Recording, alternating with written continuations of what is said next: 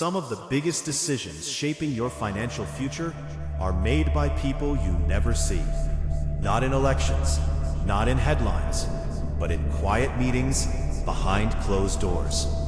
Right now, your savings, your loans, your job prospects are all being influenced by a system most people barely think about. Central banks. They don't sell products, they don't campaign for votes, and yet they have the power to make money cheaper or more expensive, to speed up the economy or slow it down.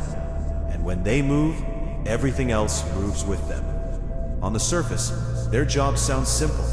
Keep inflation stable, support economic growth, maintain financial stability. Clean, technical, almost boring. But the way they do it is anything but simple. Let's start with the lever they use most: interest rates. When a central bank lowers rates, borrowing becomes cheaper. Mortgages, business loans, credit. Suddenly, money is easier to access. People spend more. Businesses expand. Markets often rise. Raise those rates, and the entire mood shifts. Loans become expensive. Spending slows. Investments pull back. Growth cools. It sounds like a simple dial, up or down. But here's the part most people don't see. That single decision spreads through the entire system. When rates are low, banks are more willing to lend. Credit expands. New money enters the economy. Asset prices tend to rise. Everything starts to feel more valuable. But that value isn't always coming from productivity.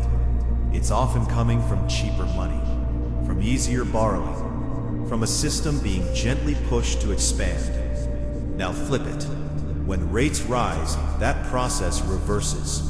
Credit tightens. Fewer loans, less new money, and suddenly those same asset prices start to feel fragile. This is where the quiet control begins to show. Because central banks don't just influence money, they influence behavior. Low rates encourage risk. People stretch for bigger homes. Businesses take on more debt. Investors chase higher returns. Because money is cheap and time feels forgiving. High rates do the opposite. They reward caution.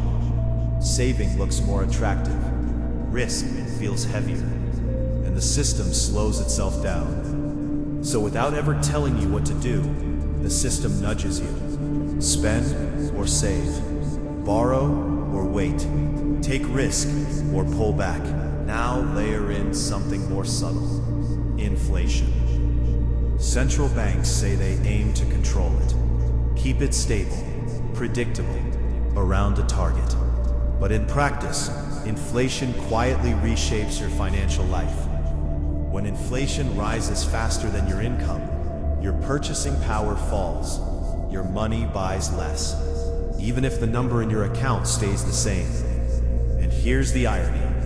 A small amount of inflation is often intentional, because it encourages spending, discourages holding cash, keeps the system moving. But over time, it also erodes value. Slowly, quietly, without a single obvious moment where it all disappears. Now combine this with interest rates. If rates stay lower than inflation, saving loses ground. If rates rise above inflation, borrowing becomes painful. And central banks are constantly trying to balance this. Not perfectly, but strategically. Because every decision creates trade-offs. Lower rates can boost growth, but risk inflation. Higher rates can control inflation, but risk slowing the economy. There's no perfect setting, only choices and consequences. And those consequences don't land evenly. When money is cheap, people who already own assets often benefit the most. Their assets rise in value. Their wealth expands.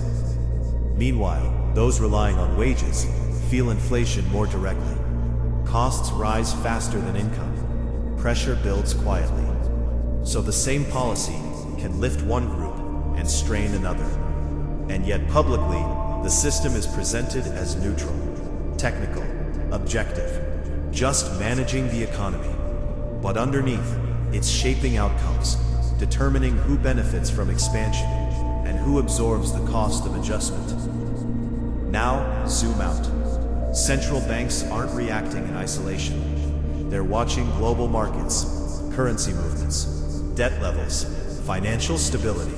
Because in a system built on credit, small shifts can trigger large reactions. A rate increase here can ripple across countries, across markets, across entire economies. Which means these decisions aren't just about today. They're about managing the future, slowing things down before they overheat, or speeding things up before they stall, trying to keep the system balanced, even when the forces inside it are pulling in different directions. And most of the time, you don't notice any of it. Your loan gets approved, or it doesn't. Your rent goes up, or it stabilizes. Your investments rise, or they don't. The outcomes feel personal, but the forces behind them are systemic.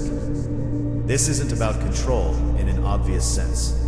No one is telling you what to do, but the environment you make decisions in is constantly being shaped. Quietly, deliberately. Your financial life starts to look less like a series of independent choices and more like a path, influenced by decisions made far above it. So the question isn't whether central banks control the system. It's how much of your future has already been influenced by decisions you never knew were being made.